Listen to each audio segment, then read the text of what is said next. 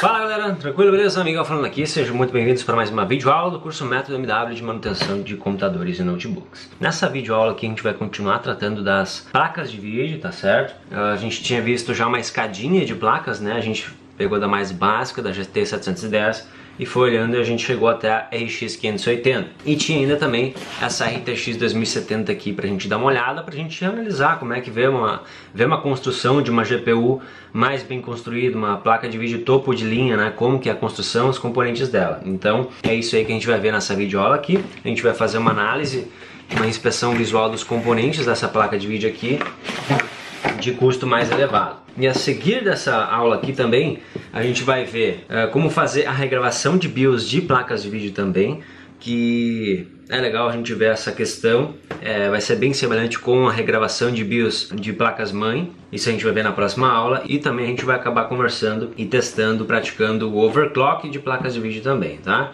Não se diz respeito à manutenção, mas vai ter igual esse conteúdo aí no curso. Então, deixa eu só abrir, não vai ser um unboxing isso aqui, né? Então tá aí, ó. A gente já vê que é uma GPU com um corpo muito maior, em comparação àquela GTS 450, né? A gente já vê uma grande diferença, é bem grande a placa mesmo, com dois fãs aqui. Esse modelo em específico aqui é uma placa com os dissipadores mais largos que eu já vi. Essa placa aqui ela é realmente muito larga, ela dá quase... na verdade ela dá 3 dedos de largura. É uma placa realmente bem larga.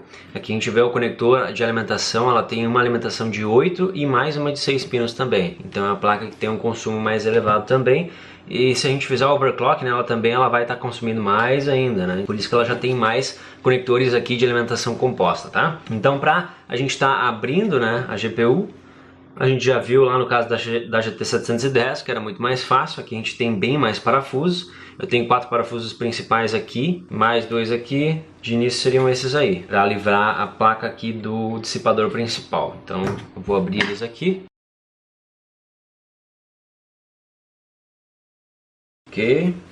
Tem que cuidar e observar aqui o cabo, ó, os cabos do fan. Nesse caso, essa placa de vídeo aqui, a gente vai ver que tem dois conectores de fan. Tem o PCB escrito ali, ó, fan. É um fan M e um fan S. Aí. Tive que até fazer uma forcinha, porque os thermal pads estavam bem grudados aqui, ó. A gente já começa vendo de cara, né, a quantidade aqui, os thermal pads, bem novos, né, uma GPU também mais bem condicionada. A gente tem um outro cabo ali, ó. Tem uma terceira conexão no PCB da placa. Além daqueles dos dois fãs ali, tem um terceiro que é dos LEDs, do RGB dos fãs. Esse outro conector ali. Então eu vou tirar todos eles. Ok. Eu vou tirar aqui o thermal pad daqui. Ele tá bem molinho. Vou deixar aqui. A escrita dos MOSFETs chega a aparecer aqui, de tão bem apertado que eles estavam. Olha só, a gente tem thermal pads aqui tanto para os MOSFETs. Todos os MOSFETs aqui a gente tem um conjunto de 3 MOSFETs por fase, como a gente está vendo na construção.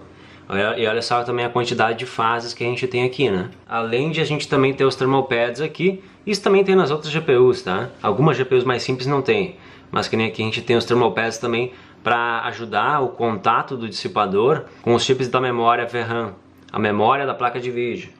Estão localizados aqui em cima, ó, próximos o chip gráfico, ó. Então aqui os chips de memória, são 8 módulos de memória, cada um tem 1 GB aqui, porque é uma placa de vídeo com 8 GB de memória. Então cada módulo tem 1 GB de capacidade de armazenamento. Nesse caso aqui são memórias da fabricante Micron, como a gente vê aqui no logo, tem um Mzinho, é Micron. O chip gráfico, né, uma pasta térmica aí com base de prata.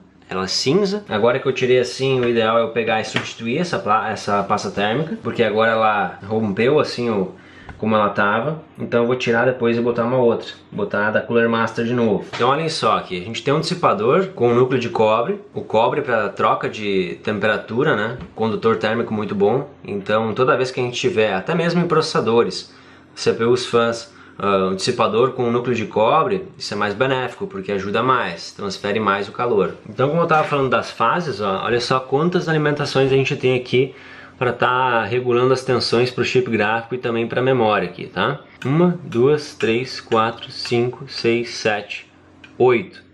8 fases de alimentação. É uma quantidade bem grande mesmo. As placas-mãe de PCs, placas-mãe topo de linhas, né?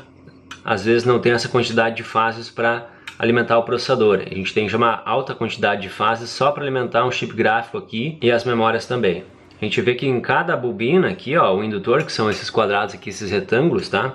É um formato um pouco diferente das que a gente tinha visto nas placas de vídeo passadas. O formato que a gente tinha visto era assim, né? Ó, o quadrado normal, né?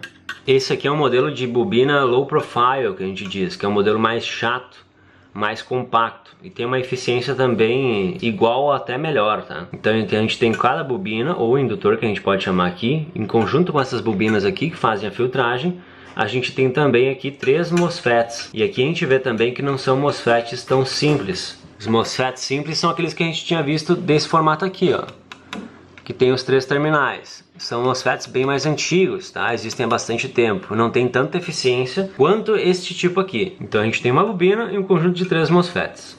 Bobina, 3 MOSFETs. Bobina, 3 MOSFETs.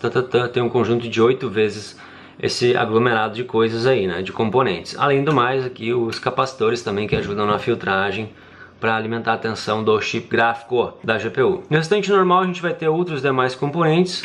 Aqui também a gente vê que tem outro indutor e 2 bobinas, tem até 2 MOSFETs aqui também. Eles devem regular aqui para outros componentes, esses outros circuitos integrados aqui presentes. Servem até mesmo como proteção aqui na entrada da alimentação. A gente tem 2 resistores grandes aqui também, ó.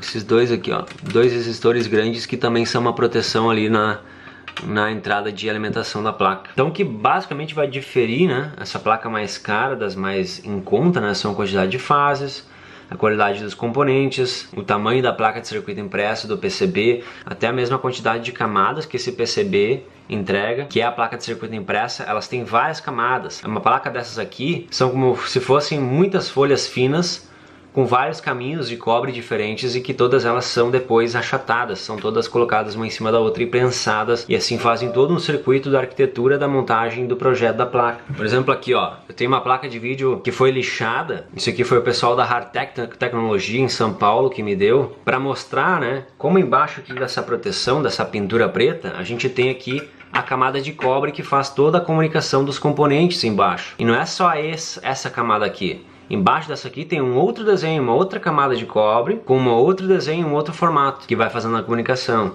Ó, aqui na parte de trás também foi lixado um pouquinho, só um pouquinho aqui na parte de trás. A gente tem uma pintura preta com toda a serigrafia e os pontos de solda de estanho, que são as partes branquinhas aqui. E embaixo de tudo isso aí a gente tem uma ligação com uma chapinha de cobre aqui, ó, que faz toda a comunicação. Bem legal, né? Bem interessante. Então essa videoaula vai se encerrando por aqui. Era mais pra gente ver e conhecer uma placa de construção de alto nível. Para quem nunca aí do curso tinha visto, para conhecer. Na próxima aula a gente vai ver então a questão das BIOS de placa de vídeo. Então, até a próxima aula. Valeu!